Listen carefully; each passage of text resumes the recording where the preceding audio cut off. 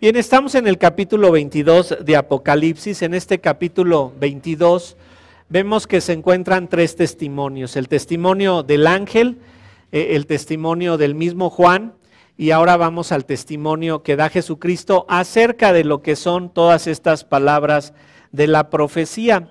El testimonio del ángel está ahí en el versículo 1 del capítulo desde el capítulo 1, versículo 1, encontramos que el ángel es el que está hablando, y ya cuando llegamos al 22, el ángel nos está diciendo que pues este testimonio es fiel y verdadero, ¿verdad? Entonces, ese testimonio nos habla de por qué nosotros tenemos que estar atentos a la palabra de Dios, porque estas palabras son fieles y verdaderas. Después llega Juan y nos vuelve a dar un testimonio acerca de lo que son estas palabras, y también nos vuelve a decir que tenemos que estar atentos a la palabra de Dios para que esta sea nuestra guía específica en la vida. Y llegamos, ¿verdad?, al último testimonio, que es el testimonio del Señor Jesucristo, a partir del versículo 12, en donde en este testimonio pues nos va a entregar 5 advertencias, ¿verdad? 5 advertencias de lo que nosotros tenemos que hacer con el testimonio que se encuentra dentro de la palabra del Señor. El regreso del Señor es inminente. Nosotros tenemos que estar obedeciendo la palabra de Dios. Nosotros tenemos que estar buscando en todo momento apegarnos a ella, pero surge un problema cada vez que nosotros nos enfrentamos a algún deseo pecaminoso, ¿verdad? Comprendemos que debemos obedecer la palabra de Dios, comprendemos que debemos de someternos a ella, pero cada vez que tenemos algún deseo pecaminoso se nos olvida esto, y sobre todo cuando entramos en conflicto con otra persona, cuando entramos en conflicto con otra persona, cuando sufrimos por enfermedad, cuando sufrimos por algún tipo de prueba, se nos olvida que todo lo que suceda en nuestra vida tiene que ser para la obra del Señor. Cuando nosotros estamos en medio de la prueba, es común que se nos olvide que lo que tenemos como prioridad es glorificar a Dios por medio de esa prueba que nosotros estemos sufriendo. No importa qué tipo de circunstancia desagradable estés pasando, ese es el momento adecuado para que el nombre de Dios sea glorificado a través de tu obediencia. Nunca en medio de un conflicto debes de pensar en cómo ganar o en cómo salirte con la tuya dentro del conflicto, cómo lograr la victoria en medio de ese conflicto, sino cómo glorificar el nombre de Dios por medio de este conflicto. Cuando estás en una prueba, pues no piensas en cómo voy a salir beneficiado yo de todo esto. Lo que debes de decir es cómo voy a glorificar el nombre de Dios, a pesar de que yo no salga beneficiado, a pesar de que todo surja en mi contra, a pesar de que todo esté en mi contra. Cuando estás en desacuerdo con alguien, tu mente debe de glorificar a Dios, y a pesar de ese desacuerdo debes buscar que Dios sea glorificado. Tu mente debe de estar concentrada diciendo: ¿cómo voy a obedecer a Dios en medio de estas pruebas tan difíciles? ¿Cómo puedo hacer para que el nombre de Dios sea exaltado por medio de todo lo que estoy sufriendo? Y esto es difícil. Es muy difícil, hermanos, es muy complicado que lo logremos, porque el problema mayor que enfrentamos está dentro de nosotros. El problema está en nuestro orgullo, nuestra soberbia, nuestra autosuficiencia, nuestra vanidad se opone a recibir algún agravio. ¿Y cómo esta persona va a ganar sobre mí? ¿Cómo me va a humillar esta persona? ¿Cómo es que este hombre, verdad, va a poder tener una victoria sobre mí? Nuestra morbosidad a veces nos impide, por ejemplo, detener la murmuración, y llega alguien y nos dice: fíjate que te dijeron y alguien habló de ti. En lugar de detenerlo y decir: ¿sabes qué, hermano? ¿Por qué no hablas con él? ¿Por qué no le dices que eso está mal y habla con esa persona? No, nos encanta, a ver, sígueme diciendo, ¿verdad? Y después corremos toda la murmuración. ¿Por qué? Porque nuestros deseos pecaminosos a veces empiezan a gobernar nuestra mente.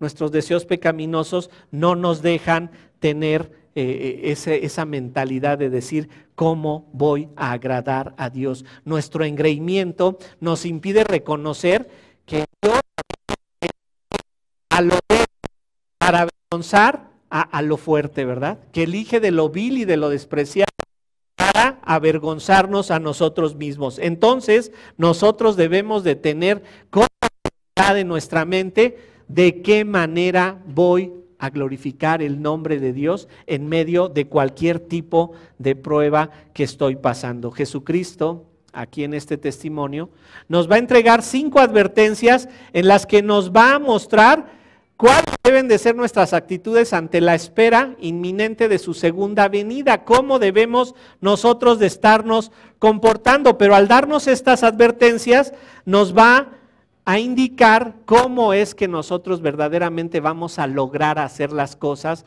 para su honra y para su gloria únicamente, sin importar qué tanto nos duela, qué tanto nos ofenda o qué tanto nos moleste. Nuestro único deseo debe de ser glorificar a Dios por medio de lo que Él dice en su palabra. Estas 5 advertencias nos van a mostrar cuál es la mejor motivación que tenemos para pelear la buena batalla de la fe y ser victoriosos, ¿verdad? Más veces en cada lucha que enfrentamos. Noten, no es que no pequemos, nosotros seguimos pecando.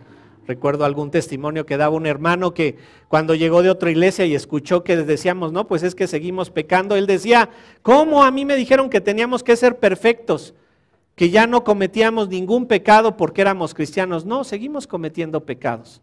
Pero lo que va a marcar el cambio en nosotros es que cada vez cometemos menos pecados. Y para poder cometer menos pecados debemos hacer caso a estas 5 advertencias que nos está dando el Señor Jesucristo. El testimonio de Jesús acerca de este mensaje de Apocalipsis, y podemos decir que es acerca de todo el mensaje de la Biblia, nos va a entregar 5 advertencias que nos van a motivar a tener como prioridad el hacer las cosas para la gloria de Dios. Vamos a leer Apocalipsis 22 y vamos a leer de los versículos 12 y hasta el 21. No vamos a poder ver todo, pero vamos a tener en nuestra mente todo lo que dicen estos versículos. Apocalipsis 22, versículo 12.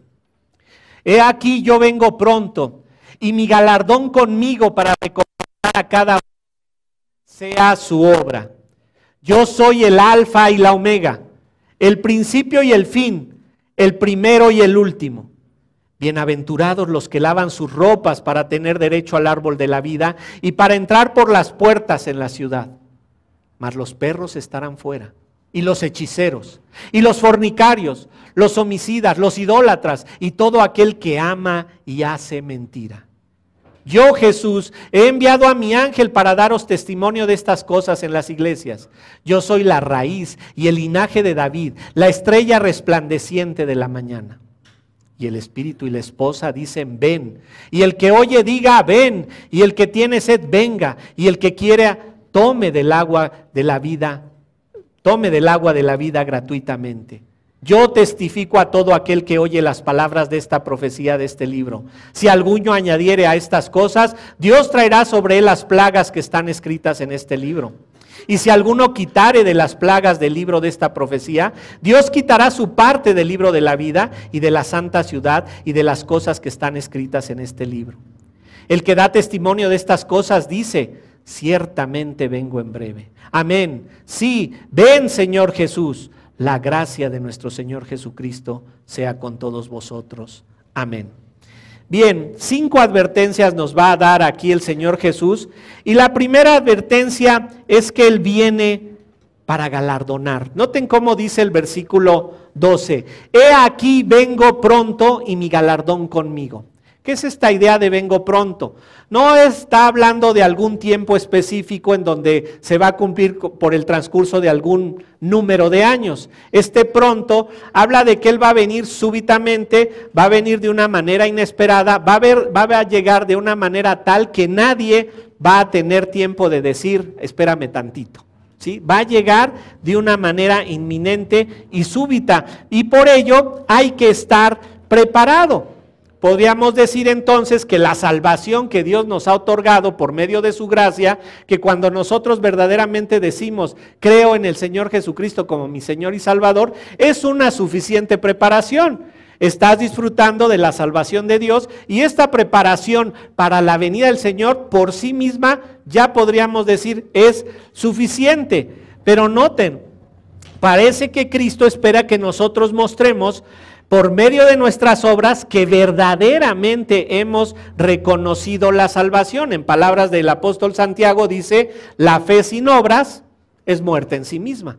Entonces dice aquí, yo vengo pronto y mi galardón conmigo. Él viene sin avisar, viene de una manera súbita y viene para galardonar. Dice, he aquí vengo pronto y mi galardón conmigo para recompensar a cada uno según su obra.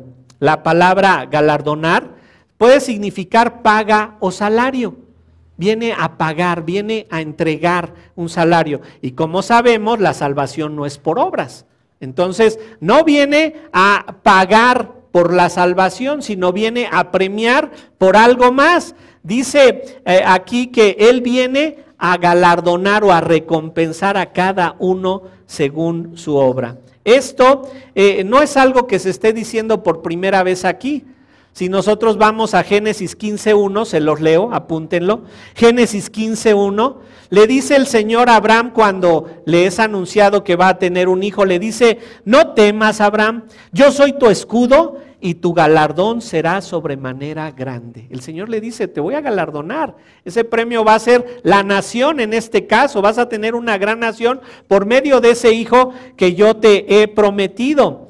Para Abraham significa recibir ese galardón por medio de su hijo Isaac, ¿verdad? Recordarán cuando ya tiene Isaac, el Señor le dice, me lo tienes que entregar, y Abraham dice, pues no lo entiendo, este es mi galardón, pero si el Señor lo pide, aquí está, lo voy a entregar. En Isaías 40:10, anótenlo, Isaías 40:10, en donde se nos está describiendo a Dios mismo, nos dice, he aquí que Jehová el Señor vendrá con poder y su brazo señoreará. He aquí que su recompensa viene con él y su paga delante de su rostro. El Señor ya vino una vez a la tierra, vino como el siervo sufriente, pero en su segunda venida va a llegar como el rey victorioso, un rey victorioso que viene a enjuiciar, viene a galardonar, viene a dar a cada uno según su obra. Y miren lo que el mismo Juan dice en su segunda carta, segunda de Juan, versículo 8, aunque es el mismo Juan, pero ya tenía el concepto de ser galardonado. Y dice Juan ahí en segunda de Juan 8, mirad por vosotros mismos, para que no perdáis el fruto de vuestro trabajo, sino que recibáis galardón completo. Él mismo dice, tienes que recibir un galardón, el Señor viene a recompensar, viene a pagar y viene a dar. Y dice, tienes que recibir tu galardón completo. Fíjate en eso. Podemos decir que en efecto viene a pagar, como dice ahí, a cada uno según su obra. A cada uno según su obra. La idea de la segunda venida del Señor es la de un juez de los hombres. Y ahora sí vamos a Hechos. Vayan ustedes a Hechos y vean lo que dice Hechos 17. Hechos 17, versículos 30 y 31. Hechos 17. Dice así Hechos 17, 30. Pero Dios, habiendo pasado por alto los tiempos de esta ignorancia, ahora manda a todos los hombres en todo lugar que se arrepientan, por cuanto ha establecido un día en el cual juzgará al mundo con justicia por aquel varón a quien designó, dando fe a todos con haberle levantado de los muertos. Ha establecido un día en el cual juzgará al mundo con justicia. Dios viene a juzgar y obvio en Apocalipsis viene en efecto a recompensar a algunos y a enjuiciar a otros, ¿verdad? Enjuiciar a otros que no han querido recibir lo que Él ha querido ofrecer. Y esto también nos lleva a recordar Mateo 25. Vamos a leer Mateo 25 porque esto nos recuerda que así va a ser la segunda venida de nuestro Señor. Mateo 25.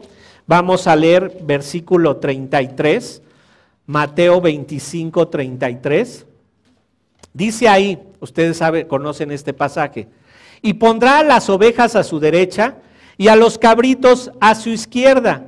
Entonces el rey dirá a los de su derecha: venid, benditos de mi Padre, heredad el reino preparado para con vosotros desde la fundación del mundo. Porque tuve hambre y me diste de comer, tuve sed y me diste de beber, fui forastero y me recogisteis, estuve desnudo y me cubristeis, enfermo y me visitasteis, en la cárcel y vinisteis a mí. Entonces los justos responderán diciendo: Señor, ¿cuándo te vimos hambriento y te sustentamos, o sediento y te dimos de beber? ¿Y cuándo te vimos forastero y te recogimos, o desnudo y te cubrimos? ¿O cuándo te vimos enfermo en la cárcel y vinimos a ti? Y respondiendo el rey les dirá: de cierto os digo, que en cuanto lo hicisteis a uno de estos mis hermanos más pequeños, a mí lo hicisteis. Entonces dirá también a los de la izquierda: apartaos de mí, malditos, al fuego eterno preparado para el diablo y sus ángeles. Noten, hay una división. Dice el Señor: viene a recompensar, viene a juzgar. O sea, tenemos claro el concepto, no todos somos hijos de Dios. A veces me dicen, pero si todos somos hijos de Dios, mira, me encantaría estar de acuerdo contigo. Pero en contra de mis sentimientos y obedeciendo a la razón, no puedo estar de acuerdo con que todos somos hijos de Dios. Hay hijos de Dios y hay hijos del diablo, como aquí lo muestra. Hay unos que sí van a recibir su galardón y hay otros que no lo van a recibir. Y noten, la división la hace él. Y esta, ¿verdad?, tiene como fin describir quiénes son sus elegidos y quiénes no lo son. Quiénes son verdaderamente hijos de Dios y quiénes no lo son. Si vamos a los capítulos 2 y 3 de Apocalipsis, ustedes los conocen también bien, ya hemos predicado de ellos, encontrarán que tenemos a las 7 iglesias descritas ahí. Y hay una palabra que se repite constantemente en lo que les dice a estas iglesias. Y vamos a repasarla, fíjense bien, capítulo 2, versículo 2, le dice en cuanto a la iglesia de Éfeso: yo conozco tus obras. Si nos vamos ahí mismo al versículo 9, dice a la iglesia de Esmirna: yo conozco tus obras.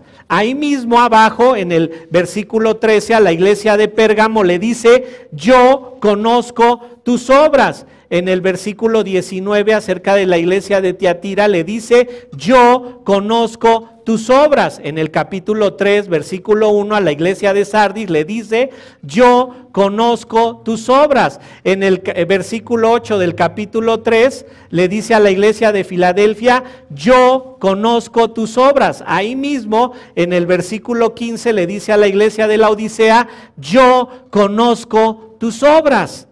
A cada una de las iglesias que son mencionadas aquí en Apocalipsis le dice con toda claridad: yo conozco tus obras.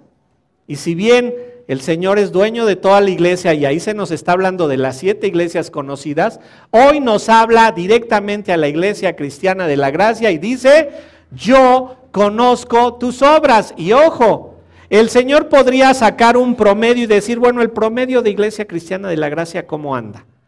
A ver, ¿qué tanto sirven? Bueno, mandan predicadores aquí, bueno, pasan todos. Pero dice, vamos a regresar a Apocalipsis 22, versículo 12, que dice aquí: he aquí yo vengo pronto y mi galardón conmigo para recompensar, noten esto, a cada uno según sea su obra. El Señor dice: a cada uno. No va a tomar el promedio general de la iglesia, va a ver a cada persona en lo individual. Y mira, esto es muy simple. El Señor tiene el poder para hacerlo. El Señor tiene la capacidad, al Señor no se le escapa nada. Él tiene la capacidad total de decir quién se ha obrado para Él y quién no ha obrado para Él. Todas las iglesias, si ustedes recuerdan los mensajes, tienen defectos. Incluso hay unos que toleran a una mujer Jezabel que lleva a sus hijos a fornicar. Y está dentro de la iglesia. ¿Se acuerdan que le dice a la iglesia de la Odisea? He aquí yo estoy a la puerta y llamo. Jesucristo afuera de la iglesia cuando debe de estar adentro. Noten el estado de la iglesia. El Señor dice, yo conozco tus obras, la obra de cada uno. Sé perfectamente la forma en la que han obrado cada uno. ¿Por qué? Porque el Señor tiene el poder, tiene el conocimiento, tiene la autoridad para reconocer todo eso. Y noten, por eso nos da el versículo 13. En el versículo 13 nos dice, ¿por qué es que Él tiene este poder para galardonar? Dice, yo soy el alfa y la omega, el principio y el fin, el primero y el último. Esta frase es interesante porque cuando se usa para mostrar el poder y la autoridad de Dios. Se utiliza para mostrar esa grandeza del Señor. Y aquí en Apocalipsis se utiliza en el capítulo 1, versículo 8, en el capítulo 1, versículo 11, en el capítulo 21, versículo 6 y aquí en el 13. Pero esta idea también es ampliada con el primero y el postrero. O sea, el Señor dice, quiero que veas que abarco todo, la primera letra del alfabeto griego hasta la última letra del alfabeto griego. Dice, soy el primero y el último, el primero y el postrero, el que va al principio y el que va al fin, ¿verdad? En Isaías 44:6, apúntenlo, se los leo, dice, así dice Jehová, Rey de Israel y su Redentor, Jehová de los ejércitos, yo soy el primero, yo soy el postrero, y fuera de mí no hay Dios. Jesucristo es Dios. No pierdan nunca de vista la Trinidad ontológica y la Trinidad económica. La Trinidad ontológica nos habla de la Trinidad en esencia. Los tres son uno. Jesucristo es Dios, Dios es el Espíritu Santo es Jesucristo. Pero económicamente, administrativamente, Dios es el Creador, Jesucristo el Salvador y el Espíritu Santo el Consolador. ¿Sí? Cada uno cubriendo sus funciones, pero en una misma esencia. Aquí nos está diciendo Cristo, yo tengo todo el poder. Yo soy Dios, yo tengo la capacidad de ver sus obras y tengo la capacidad de venir a galardonarlos, pero noten cómo dice, a cada uno según sea su obra, a cada uno de nosotros tiene que estar llevando a cabo una función, cada uno de nosotros debe de estar llevando a cabo un trabajo. Y hay una frase muy interesante que hace esta comparación, acuérdense, principio y fin, letra primera del alfabeto griego, letra última del alfabeto griego, el primero y el postrero. Y vamos a Efesios para que ustedes lo vean, como en un contexto similar, ¿verdad? Nos habla de las obras. Efesios 4, versículo 7. Dice Efesios 4, versículo 7. Pero a cada uno de nosotros fue dada la gracia conforme a la medida del don de Cristo. Por lo cual dice, subiendo a lo alto, llevó cautiva la cautividad y dio dones a los hombres. Y eso de que subió, ¿qué es? Sino que también había descendido primero a las partes más bajas de la tierra. El que descendió es el mismo que también subió por encima de todos los cielos para llenarlo todo. Y él mismo constituyó a unos apóstoles, a otros profetas, a otros evangelistas, a otros pastores y maestros. Noten, aquí se nos está hablando de esa grandeza del Señor en otros términos. El que subió y el que descendió. El que fue a las partes más altas y a las partes más bajas. La frase es similar. El principio y el fin, el primero, el postrero, el alfa y el omega, el que sube a lo más alto y el que desciende a lo más bajo, el que tiene un control soberano en todo. Dice ahí el versículo 7, a cada uno de nosotros fue dada la gracia. Y después describe, él mismo constituyó a unos apóstoles, a otros profetas, a otros evangelistas, a otros pastores y maestros. A cada uno se nos ha dado un don. Y como dice Apocalipsis, a cada uno se nos va a juzgar según su obra. Nota, Dios tiene la capacidad para juzgar porque Él tiene la capacidad para capacitar. Dios no te va a demandar algo que tú no seas capaz de hacer, porque ¿sabes quién te ha preparado para que seas capaz de hacerlo? Dios mismo.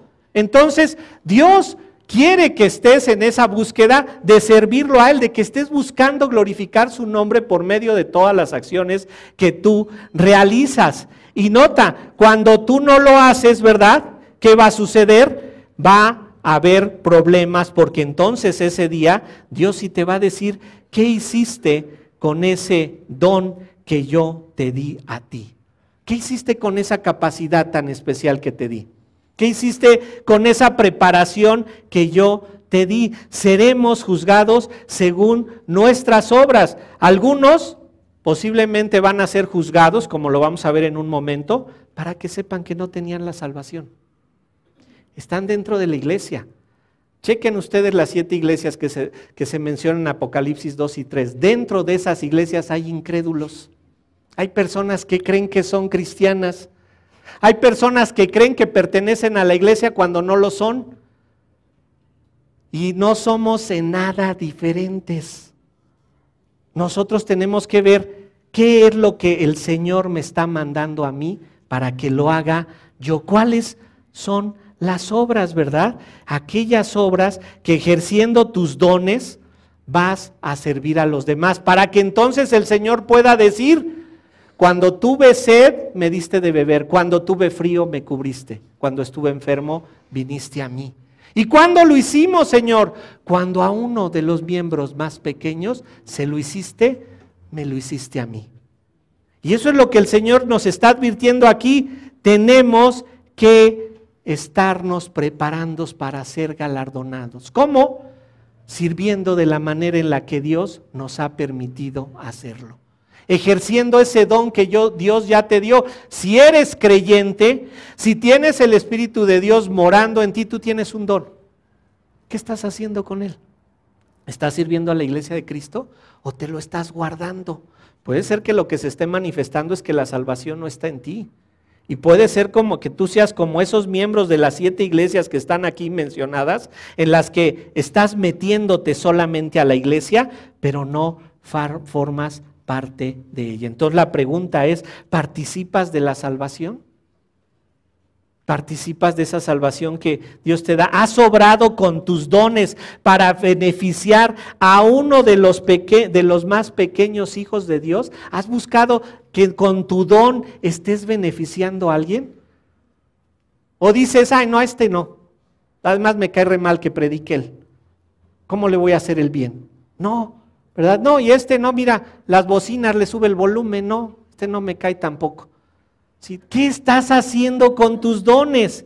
¿Cómo estás sirviendo a tus hermanos? ¿Cómo estás sirviendo a los miembros de la familia de la fe? Entonces, primera advertencia: Jesucristo viene para galardonar a cada uno según sus obras. ¿Qué estás haciendo con tus dones? Segunda advertencia: debes de prepararte para ser galardonado. ¿Cómo? Noten, hay una preparación, ya la vimos, estar trabajando. Otra preparación, ser salvos, pero esta es otra preparación. ¿Cuál es esa preparación? Vamos al versículo 14. Dice el versículo 14: bienaventurados los que lavan sus ropas para tener derecho al árbol de la vida y para entrar por las puertas de la ciudad.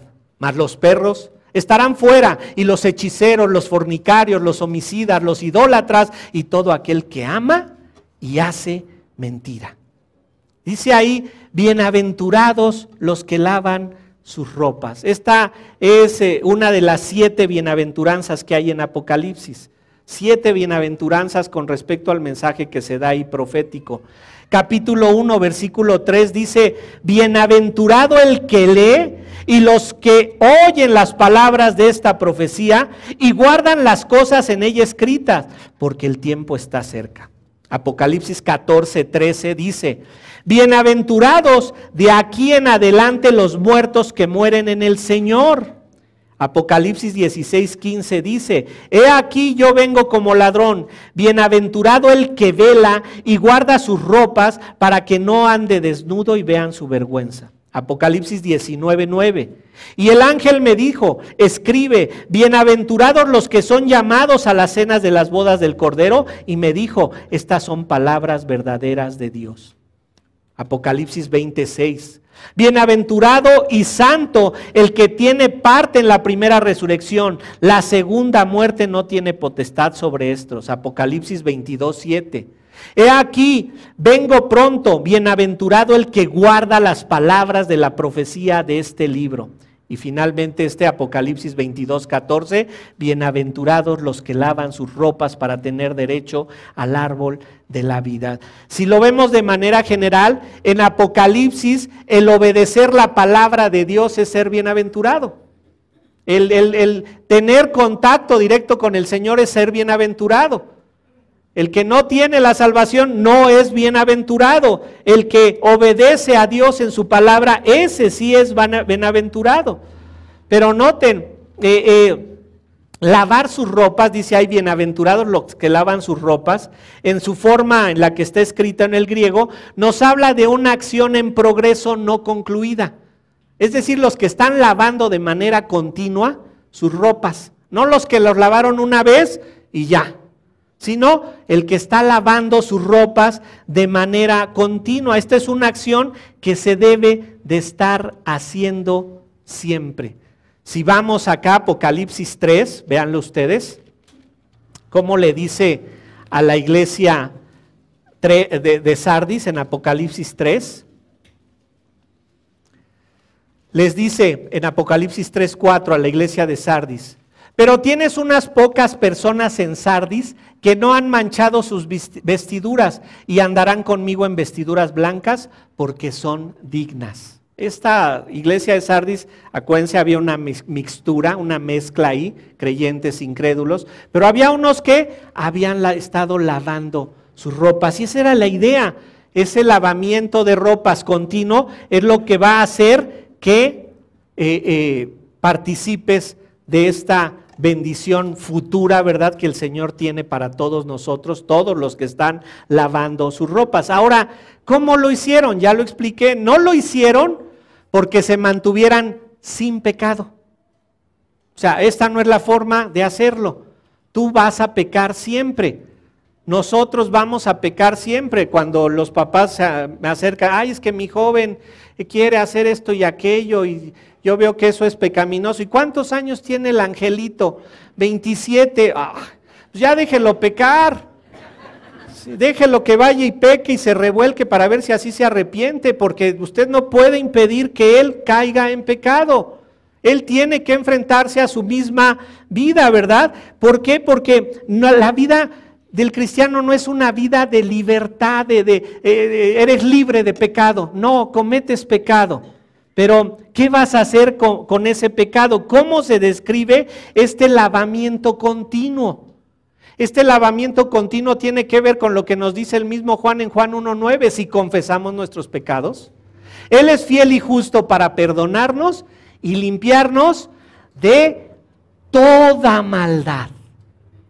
No hay pecado que tú le vayas a confesar a Dios que te diga, ay no, ese no te lo perdono. Con ese ya perdiste a Dios. ¿Sí? No, dice él nos va a limpiar de toda maldad. Pero ¿qué se requiere de nuestra parte? Confesión. Si no hay confesión de pecados, no va a haber limpieza. ¿Sí? De ahí que es la necesidad de estar atento a la palabra de Dios cuando vienes aquí cada domingo, al menos cada domingo. Debes de venir a decir, hoy me van a descubrir uno de mis pecados, hoy van a hablar de mí. No les extrañe que les diga, a veces les digo ahí a los de estudio de Ezequiel, oye, no vas a entrar y el estudio te lo preparé a ti. Hoy también te lo preparé a ti este sermón, es para ti, no lo dudes. Solo estoy aquí, tal los otros 199 y el mensaje nada más es para ti. Porque eso, ¿qué quiere decir? Que tú estás atento a decir, ¿cuál es el pecado que yo tengo delante de Dios? ¿Cuál es el pecado que yo estoy cometiendo delante? No cuál es el pecado que está cometiendo mi esposo o mi esposa. No cuál es el pecado que trae mi hijo, o mi hermana, o mi prima. ¿Sí? ¿Cuál es el pecado que estoy cometiendo yo? Porque una vez que eres alertado de este es tu pecado, ¿sabes cuál debe ser tu deseo? Confesarlo. Pero si en tu corazón está pues es que yo peco porque pues, sí, se lo merecen, mira, y luego me quitan mi silla, ahí ya parece que la silla tiene mi nombre y vienen, se sientan en mi silla, ¿cómo quiere que lo perdone? No, ¿sabes qué? Tú debes de tener la capacidad de decir, he violado un principio bíblico. Requiero confesarme delante de mi Dios. Requiero ir y pedirle perdón a mi Dios porque eso que están diciendo ahí es para mí, exclusivamente para mí. Créanmelo, cuando yo preparo el mensaje no digo, a ver, ¿qué les voy a decir, Señor? A ver, ¿qué pecado les voy a descubrir? No digo, Señor, ese soy yo. Ese que estás hablando ahí es mí, porque si el mensaje no me ha impactado a mí, tampoco les va a impactar a ustedes. Si el mensaje no me llega a mí, si yo no creo y estoy convencido de que debo de estar lavando mi ropa de manera continua, ustedes menos lo van a hacer. Es confesión continua, estar cada vez diciendo, otra vez me volvieron a hablar a mí, otra vez el pastor me preparó a mí el mensaje. A alguien le fue con el chisme ya. Pero eso es para ti, la confesión es producto de saber, de conocer qué principio bíblico estoy violando. Si no hay ningún principio bíblico que violes, pues ¿a qué veniste el domingo? Si eres santo, santo. Pero si vienes a que te descubran tu pecado es para confesarlo. Tienes que saber qué parte de la ley de Dios estás violando. Y nota, dice ahí, bienaventurados los que lavan sus ropas. ¿Para qué? Para tener derecho al árbol de la vida. ¿Qué es esto? La traducción que propone Evis Carballosa es la siguiente, dice que en lugar de decir para tener derecho al árbol de la vida, dice que sugiere que debiera decir para que la autoridad de ellos esté sobre el árbol de la vida. ¿Cuándo tuvimos que separarnos del árbol de la vida? ¿Se acuerdan? ¿Cuándo fue la separación del árbol de la vida? Génesis 3. ¿Sí? Cuando Adán y Eva fueron expulsados del Edén y pusieron en el huerto un querubín que lo guardase para que ellos no regresaran a él. Y entonces aquí la idea es que cuando tú lavas tus ropas, vas a tener la autoridad sobre el árbol de la vida. El árbol de la vida, nota dónde está, ahí mismo en el 22:2, en medio de la calle de la ciudad y al uno y al otro lado del río, estaba el árbol de la vida que produce 12 frutos, dando cada mes su fruto, y las hojas del árbol eran para la sanidad de las naciones. El árbol de la vida va a estar ahí. Pero el derecho que te va, lo que te va a dar el derecho de que puedas tomar de él, va a ser que hayas lavado de manera continua tus ropas. Ojo, diferente a la salvación. La salvación no se puede perder, o la tienes o no la tienes. Pero si tienes la salvación, tu mayor deseo es estar confesando tus pecados. Para poder llegar con la ropa limpia, ¿verdad? Limpiar las ropas por medio de la confesión continua de pecado, por lo tanto, significa tener derecho, autoridad de comer de este fruto y más allá, y para entrar por las puertas de la ciudad. ¿Se dan cuenta? Va a haber quién se va a quedar fuera, como lo vamos a leer en un momento en el versículo 15, mas los perros estarán fuera. Va a haber quien entre, pero ojo, no quiere decir que afuera de la ciudad van a estar allá los que no recibieron al Señor y nosotros acá adentro. No, habla de una separación total. Hay un abismo, ¿verdad?, que divide el infierno del cielo y no se puede pasar de un lado para el otro. Ellos van a estar en otro lugar completamente diferente, ¿verdad? Y tenemos entonces que ahora nos va a contrastar la preparación correcta. ¿Cuál es? Confesar de manera continua tus pecados. Pero la preparación incorrecta, ¿cuál es? Deleitarte en tu pecado. Noten cómo dice el versículo 15, mas los perros estarán fuera, y los hechiceros, los fornicarios, los homicidas, los idólatras, y todo aquel que ama y hace la mentira. Noten, entonces viene el contraste de los que entran por la puerta de la ciudad, los que no entran, los que están fuera, y aquí Jesucristo nos va a entregar una lista de personas que no van a entrar en la ciudad. Encontramos una lista de personas que no serán admitidas en la santa ciudad. En el griego se diría afuera estarán los perros, aquí dice los perros estarán fuera, en griego la construcción es diferente, mas esto afecta a todos los que aquí son descritos. Todos estos van a estar fuera de la santa ciudad. Y empieza con los perros. ¿Quiénes son los perros? El tono es despectivo, no se refiere a los animalitos domésticos, ¿verdad? No se refiere a los perritos, sino tanto el Antiguo Testamento como en algunas partes del Nuevo se nos hace saber que los perros son personas que se les trata de manera despectiva, generalmente los incrédulos, los gentiles, los que no conocen a Dios. Y miren, por ejemplo, vamos a Isaías 56, vamos a Isaías 56, para que lo vean ustedes. Isaías 56, versículo 10.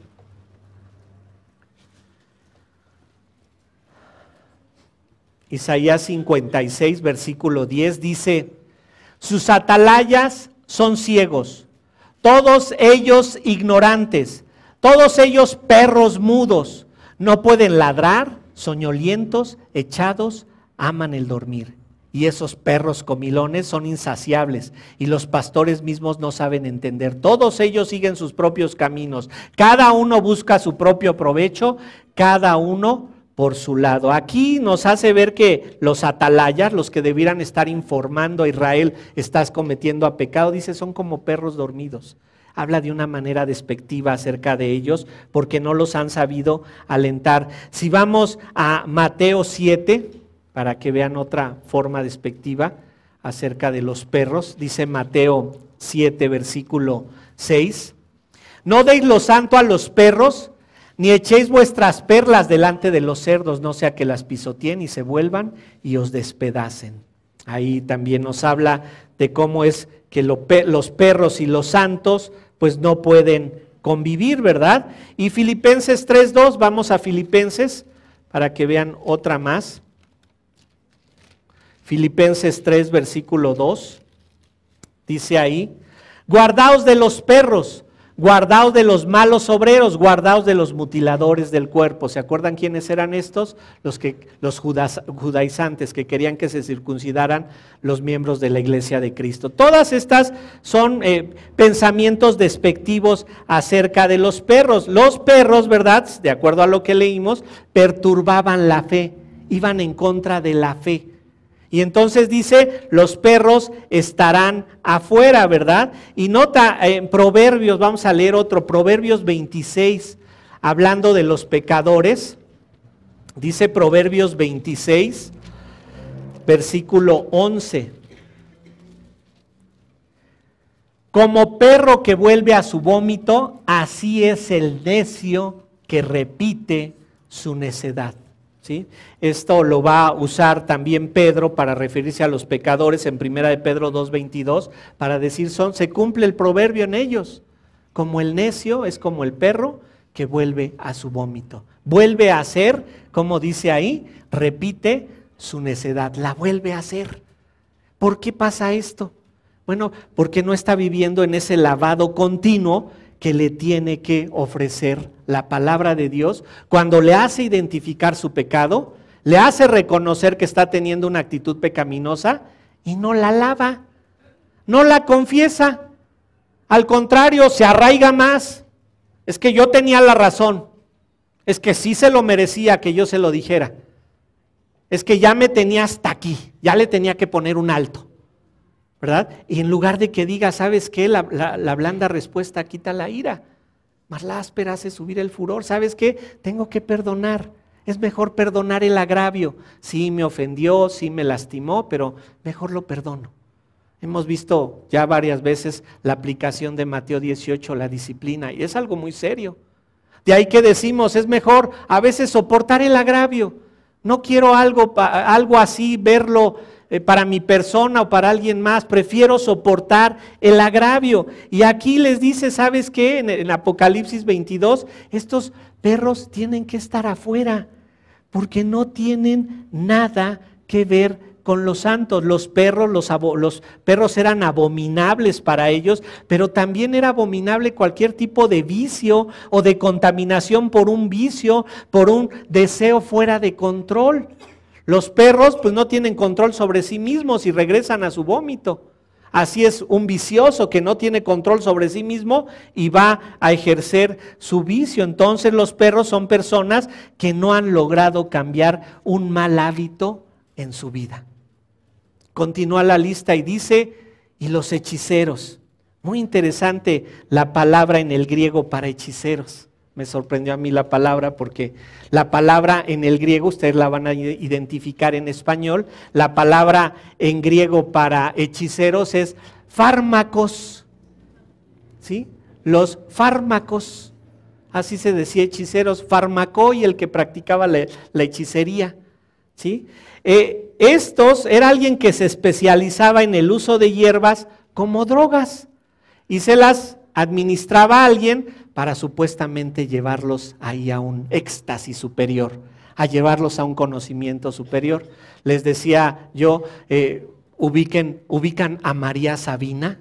Los jóvenes no saben mucho acerca de María Sabina, ya hasta murió esa mujer, pero una mujer allá en el sur del país, por Oaxaca, que preparaba hongos alucinógenos y algunas cosas y metía a la gente a un éxtasis raro. Un hermano, antes de que se convirtiera, nos platicaba de que él experimentó cosas así con las drogas que son terribles.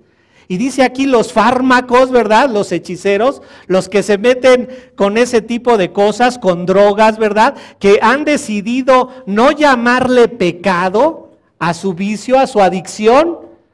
Dice, no van a estar ahí, no van a estar ahí. Los hechiceros van a estar fuera. Estos hechiceros formulaban estas pociones mágicas, incluso a veces mortíferas, ¿verdad? Y sabemos que eso es el efecto que tienen muchas drogas. Cada vez se descubren drogas peores, ¿verdad? Que hacen más daño a la gente y que a veces una los lleva a tomar otra y a otra y a otra hasta que finalmente su vida está deshecha, cuando no lo reconocen como pecado. Cuando no están buscando lavar sus ropas, pues caen en esta categoría de hechicería, y como esta hechicería se entendía que era una invocación, ¿verdad?, de espíritus paganos, entrar en un éxtasis especial, se entendía que era gente que hacía esto para Satanás. Y el Señor les decía claramente, yo conozco tus obras, o sea, a mí no me vas a engañar. Tú le podrás engañar a toda la gente y decir, no, no es cierto, yo no soy, yo no lo hago, pero Dios dice, a mí no me vas a engañar porque yo conozco tus obras y voy a recompensar a cada uno según sea su obra. De ahí que decimos, ¿verdad? Si llegamos el domingo y hablan de mí, lo que debes de decir es aquí donde yo debo ser transformado, es aquí donde yo debo de lavar mi ropa. Es aquí donde yo debo de blanquear mi ropa, porque si te haces el ignorante, lo único que estás demostrando es que tú vas a estar fuera de la santa ciudad del Señor. Continúa la lista y dice, los fornicarios, los que practican la inmoralidad sexual. Tal vez esto va relacionado con lo que le dice a la iglesia ahí en capítulo 2 de Apocalipsis, a la iglesia de Pérgamo.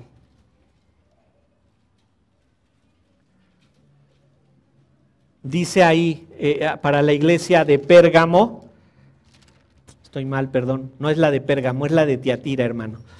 Para la iglesia de Tiatira en el versículo 20 y 21, pero tengo unas pocas cosas contra ti, que toleras a esa mujer, Jezabel, que se dice profetiza, enseña y seduzca a mis siervos a fornicar y a comer cosas sacrificadas a los ídolos. Una mujer que estaba ahí dentro de esta iglesia de Tiatira había traído ideas paganas en cuanto a la adoración de Dios por medio de relaciones sexuales. Esto era común. A Diana de los Efesios así la adoraban, entregándose a hombres, diciendo que lo hacían para la honra de Dios. Pero nos dice ahí 1 Corintios 5, vamos a leerlo, 1 Corintios 5. Noten la diferencia. 1 Corintios 5, versículo 9, dice, os he escrito por carta que no os juntéis con los fornicarios. No absolutamente con los fornicarios de este mundo, o con los avaros, o con los ladrones, o con los idólatras, pues en tal caso sería necesario salir del mundo. Más bien os escribí que no os juntéis con ninguno que llamándose hermano fuere fornicario, o avaro, o idólatra, o malediciente, o borracho, o ladrón, con el tal ni aún comáis. El Señor dice, ¿sabes qué? Los fornicarios no van a estar ahí, pero no es cualquier fornicario. Es un fornicario, ¿verdad?, que se dice cristiano, porque el Señor a los fornicarios que están fuera, pues hay que irles a predicar el evangelio, pero un fornicario que esté dentro de la iglesia del Señor, para él ya no hay ninguna opción, tiene que estar fuera, está manchando el nombre del Señor. La palabra también podría referirse a alguien que tiene una vida licenciosa, a una vida por medio de la cual está siendo entregado a sus pasiones, y del mismo modo que la prostitución crece en donde hay prosperidad, Del mismo modo, la vida licenciosa es más propensa cuando abunda el dinero. Noten esto. Hay dinero, hay prostitución. ¿Por qué creen que la prostitución está en los lugares turísticos? Abunda en los lugares turísticos la prostitución, porque es donde hay dinero. Pero también donde hay dinero hay una vida licenciosa. Puedes hacer lo que quieras, pues tienes el dinero para hacerlo, ¿no?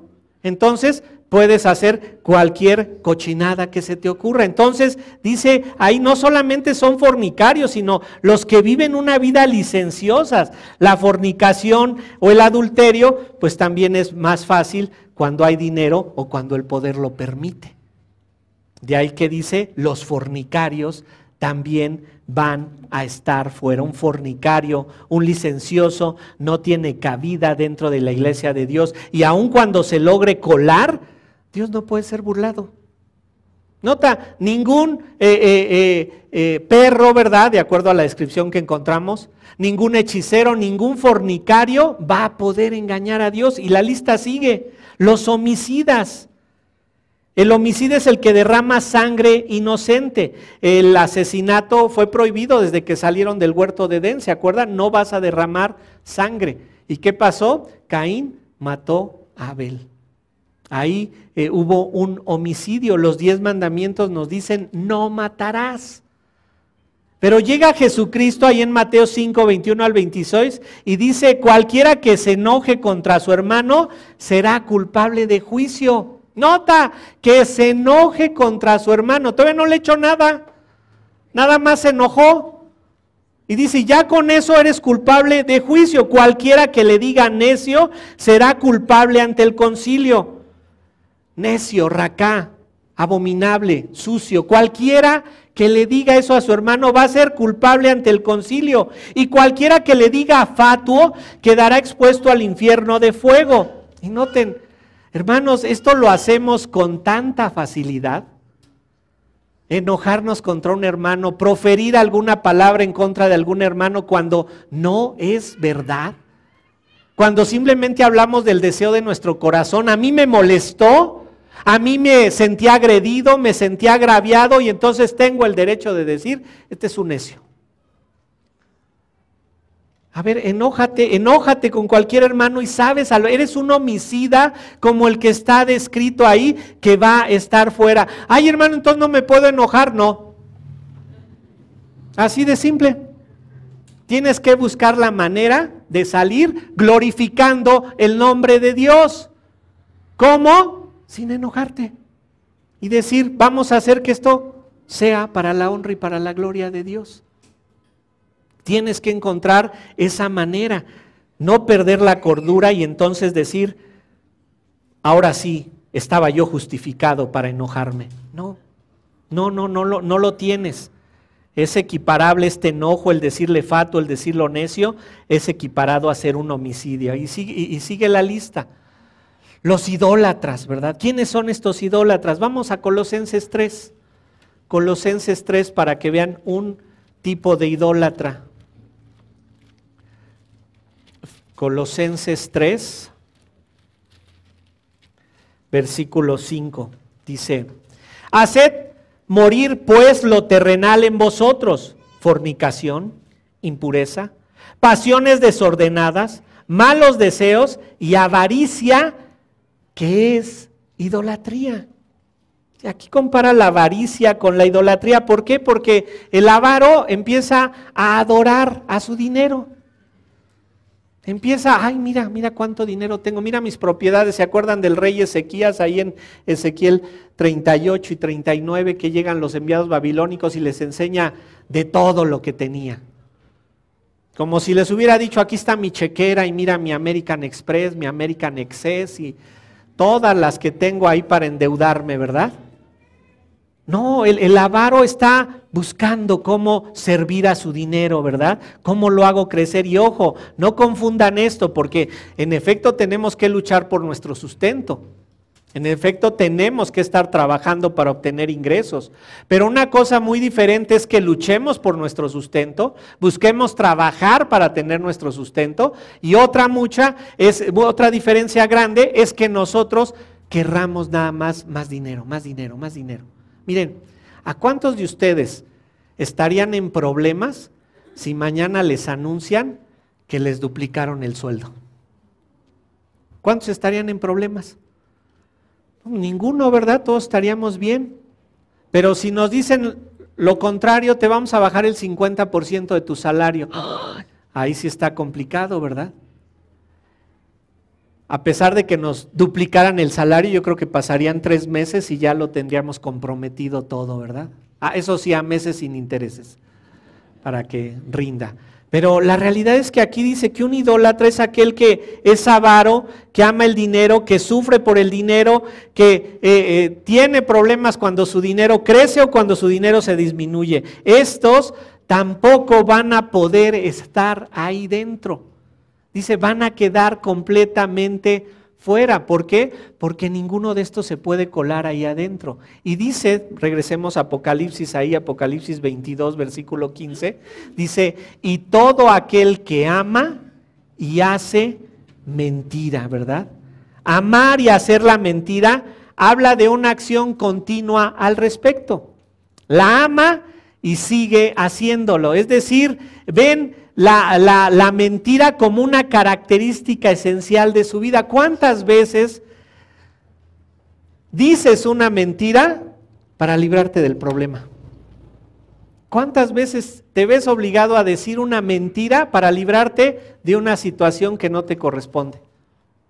Les he platicado, así me ha llegado a parar algún oficial de tránsito. ¿Se pasó usted el semáforo? Sí, me lo pasé. Se quedan, ¿qué? Entonces le voy a levantar una infracción, levántemela. Pero le va a costar, lo pago. Entonces, aunque se la levante y la va a recibir y todo, sí. No, pues mejor tenga sus papeles, porque mire, no, de aquí a que vamos y venimos, no, mejor ya váyase, ¿verdad? Pero ¿cuántas veces? No, yo no me lo pasé, yo no fui. Si supieran todo lo que se librarían cuando chocan su auto en el seguro y dijeran, yo tuve la culpa. Si supieran de todo lo que se librarían de todos los problemas y reconocieran cuando ustedes tienen la culpa. Sí, tengo que pagar mi deducible, pero me lo merezco porque yo no me fijé. Sabrían de todos los problemas que se librarían si al no decir una mentira aceptaran su responsabilidad. Pero a veces estamos más deseosos de decir una mentira para librarnos del problema, para librarnos de la situación. Pero ¿sabes qué? Juan 8:44 nos dice quién es el que habla mentira desde el principio. ¿Se acuerdan quién es? Satanás. ¿Por qué habla mentira desde el principio? Porque es padre de mentira. Sí, dice ahí que todo aquel que ama y hace mentira va a estar fuera de la santa ciudad, va a estar fuera de Jerusalén, de tal manera que ninguno de nosotros puede estarse acostumbrando a la mentira. En tus impuestos dices la verdad, declaras las cosas como deben de ser, les dices sí, tengo que pagar impuestos, o no, pues quíteme el IVA. ¿Sí? Tenemos que hablar verdad, tenemos que decir las cosas como son, porque un mentiroso no puede ser hijo de Dios. Jesús es verdad. Lo que vamos a vivir en la eternidad es verdad continua, y si no estamos acostumbrados a la verdad, no la vamos a poder vivir. ¿Se dan cuenta? Entonces, primera advertencia, Jesús viene por segunda vez para galardonar a cada uno según sus obras. Segunda advertencia, tienes que vivir preparándote para ser galardonado. ¿Cómo? Limpiando tus ropas. ¿Cómo limpias tus ropas? Confesando tu pecado de manera continua, diciéndole al Señor, Señor, no puedo con este pecado, ayúdame a salir de él. Pero si por el contrario te aletargas, te cauterizas, vas a vivir creyendo que eres cristiano y apapachando a tu pecado ahí a un lado, cuando eso va a ser una falsedad total. Nos faltan 3 advertencias, solo hicimos 2. El próximo domingo concluimos las siguientes 3 advertencias con respecto a la inminente venida de nuestro Señor Jesucristo. Inclinemos nuestro rostro.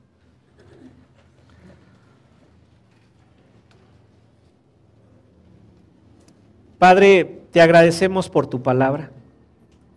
No solamente tú has preparado todo este plan desde antes de la fundación del mundo. No solamente has diseñado todo meticulosamente, sino que nos has dejado instrucciones Nos has dicho cómo tenemos que hacer para llegar a ese momento supremo en cuando estemos frente a ti. Nos has dado estas maravillosas advertencias. No permitas que ninguno de nosotros caiga o crea que por el simple hecho de estar viniendo a la iglesia ya es cristiano cuando no lava sus vestiduras de manera continua. Permite que cada uno de nosotros, cuando escuchemos el mensaje de tu palabra aquí en este púlpito, podamos decir, ese mensaje es para mí, ese pecado es el que yo cometo. Que no nos justifiquemos, que no culpemos a otros por nuestras responsabilidades, sino que estemos ciertos en todo momento de cuáles son nuestras debilidades, de cuál es ese pecado que cometemos, por muy pequeño que sea y que lo hacemos de manera continua. Recuérdanos que el pecado te ofende a ti. Recuérdanos que cada una de estas personas descritas en el versículo 15 puede ser cualquiera de nosotros. Ayúdanos, Señor, a confesar nuestros pecados, porque queremos presentarnos delante de ti limpios, limpios por medio de esa confesión continua, diaria, cada minuto de nuestra vida, Señor, porque eso es lo único que nos garantiza que tenemos esa salvación, que ya es una verdad en nosotros cuando rechazamos todo tipo de pecado.